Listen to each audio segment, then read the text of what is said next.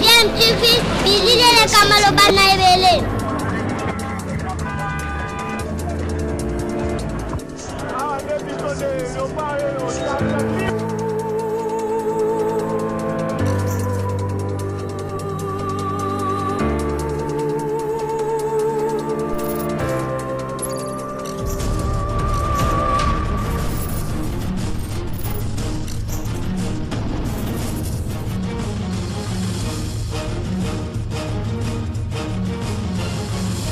DMTV toujours en avant. Paladi ya DMTV mbote na bino esengoza toujours na ngambu na biso po toyebi ke boza ebele o boza kolanda chaîne YouTube na bino DMTV. DMTV boyebi kaka ememelaka bino masolo ya actualité mais to proposera na bino bien sur actualité ba faits sociaux topé ba réalité ndenge kaka toza ko vivre na amboka na biso République démocratique du Congo. Tolelaki mingi ba parents balelaki mingi bana na bandako ezo simba te corona oyo ekosila lelo te bana bazonga classe gouvernement yoki pe bientôt toyebi ke bana baza kozonga classe déjà lundi prochain ekozala lundi 22 hein, pas lundi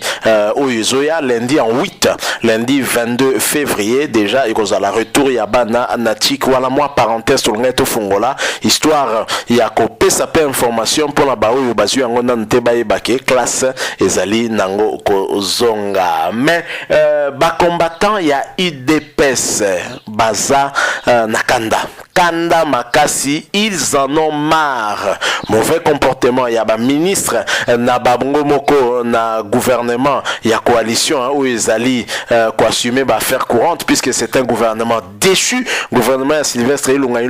oyo memeli pe na peuple loko mon côté ba ministre ya UDPS baza sévèrement jugé en tout cas par ba combattant ya UDPS oyo ba lingi kutu komona bango lisusu te ba kokakoya na gouvernement oyo ko yasika oyo ko salema ko na mpepe ya sika mpepe ya Union sacrée de la nation pour kumba mboka na idéologie ya le peuple d'abord ba combattant UDPS balingi bango lisusu te na proposé bino une vidéo en tout cas qui circule dans la toile au tozomo na bobi kaka ba combattant UDPS ya ba parlement et belo bala nango ba benga ba parlement debout ba sakana ba commune pratiquement nyonso tout ba solo laka chaque jour ba se réunissaka ba betaka masolo pour ngota la marche ya parti na bango mais mingi pe marche ya amboka nde na proposé bino bolanda moi extrait oyo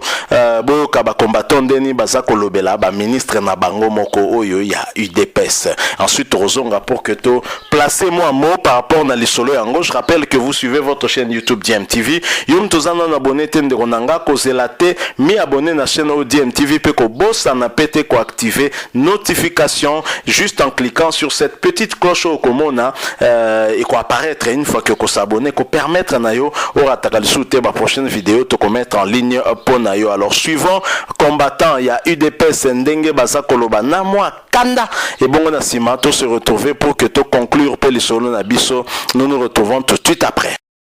Ba ministre ya UDPS basali biso soni bokozonga na bino foras ba muso babandi kosombela ba combattant ba mekafon na ba bafle ba mingongo na biso sika bango ba melaka kaka nini biso totikala ba combattant ba parlementaire debout à vie bango lia bango ba lia bato cette fois-ci buzo bana bu bokozonga na bino lususu tombola bokanga ba Cancon, Gilbert Cancon de Gilbert. Ça trop technique. Oui. On s'appelle le Moko. Ministère de l'Intérieur, ça n'a pas département.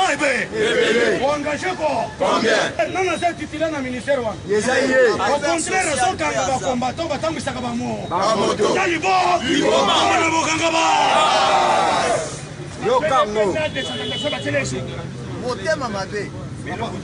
Uzokanga na ba combattant o basali ke chef de l'état komba wana uzokanga bango yo bana na to somona bango na marche iye mo to mona ra yo na bo yo kapanga Théa c'est ça général ba ko le pouvoir bango yo sofandia jusque là biso to zanga ba jure o le ki wana nanyo baka wana yebite cousin ya excellence cousin excellence Wale ki wana nanyo neveu ya excellence Kankonde ya biso ba chemise esili mole Molécule. tozotoka tozotoka eza Nzala. eza kotoka ya normal te eza bote oyo eza kotoka ya normal ezaka boye kotoka ya normal eza na mwa moto oyo eza kotoka ya nzala yango wana tozoyebisa bino mes chers amis Félix Antoine Tshisekedi Tshilombo l'homme du moment Fatima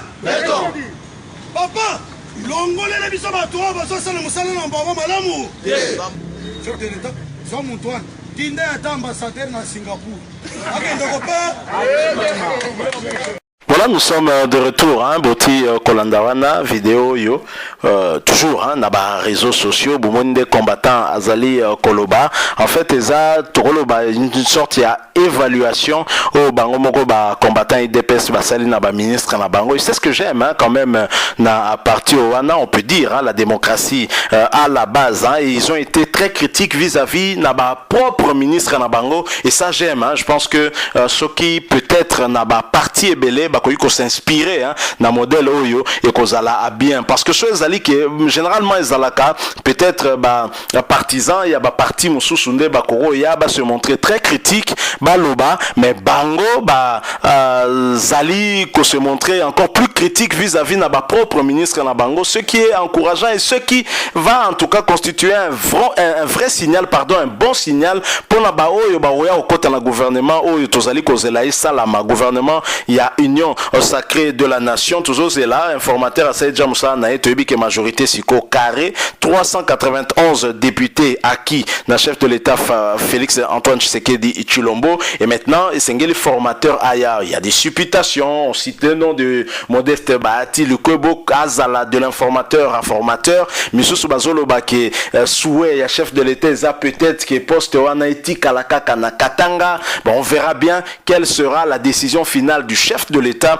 par rapport à Yango mais sujet na biso ezala ki mingi réaction ya ba combattant o bazali kosenga na ba ministre na bango ba uti na gouvernement Sylvestre Ilunga Ilukamba bazonga te po ba travailler mabe balingi omona bango na gouvernement oyo ekoyate et moi j'apprécie personnellement na monique eloko abongo ezali be faut quand même auto évaluation et ça le maka en interne pour ceux qui moto sali malamu te ayeba ki sanction ekozala soki na niveau ya parti base où ils allaient représenter peuple na kati ya parti on estimé que sali mabete sanction que allez ba kokopé ça yopé ba poste ya responsabilité ils se sont montrés en tout cas très critiques vis-à-vis na ba Kondi Ebele ou ya ba zali na gouvernement ya Sylvestre Ilunga Ilukamba le gouvernement qui est déchu qui est en train en tout cas d'expédier les affaires courantes et ça c'est une bonne chose et je pense que chef de l'État pesoka landi biloko ya boisengeli même na choix naie ou akosala pona ba animateur oyo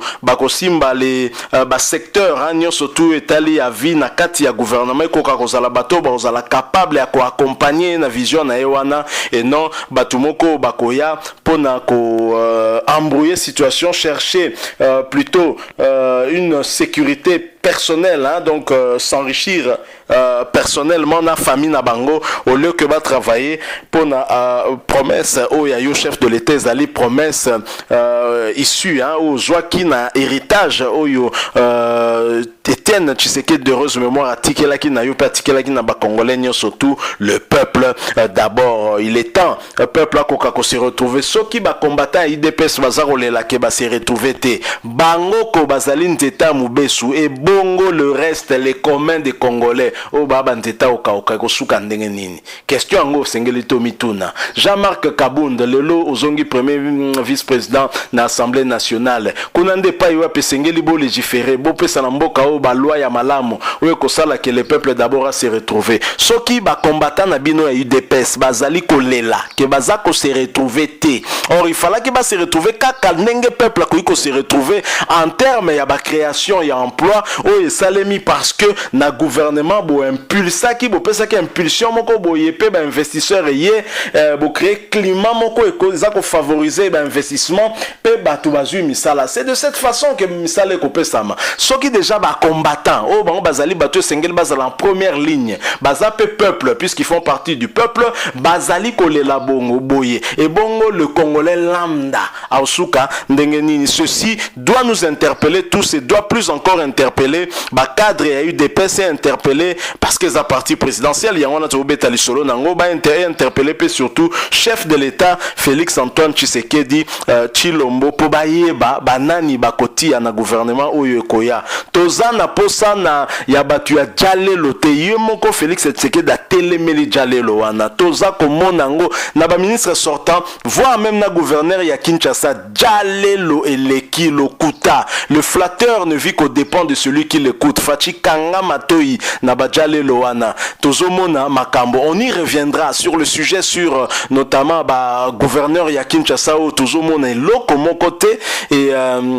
quelle vision il a parce que Kinshasa ngo oza roi président moko ya mwa muketi na mboka moko ya mwa muke Kinshasa pe leki ba mboka belé na munene vision ni noza nango na côté ya santé pour la Kinshasa na côté ya éducation pour eza mawa eza sujet à l'élote on va y revenir hein. Merci Nabino Batubo Landi Biso. Voilà moi mon sujet tonga to partager Nabino soki bo sepeli botiki la biso like hein. Mais surtout point de vue Nabino opinion Nabino ça nous intéresse, laissez-nous un commentaire. Abonnez-vous aussi s'il vous plaît sur cette chaîne DMTV, n'oubliez pas d'activer la notification en cliquant sur cette petite cloche qui va vous permettre de ne plus rien manquer des prochaines vidéos que nous allons vous proposer. Merci encore une fois à vous, nous espérons que vous étiez très nombreux en train de suivre votre chaîne YouTube et bien sûr nous voulons vous retrouver très prochainement avec un autre sujet d'actualité. En attendant, portez-vous bien et DMTV vous dit au revoir.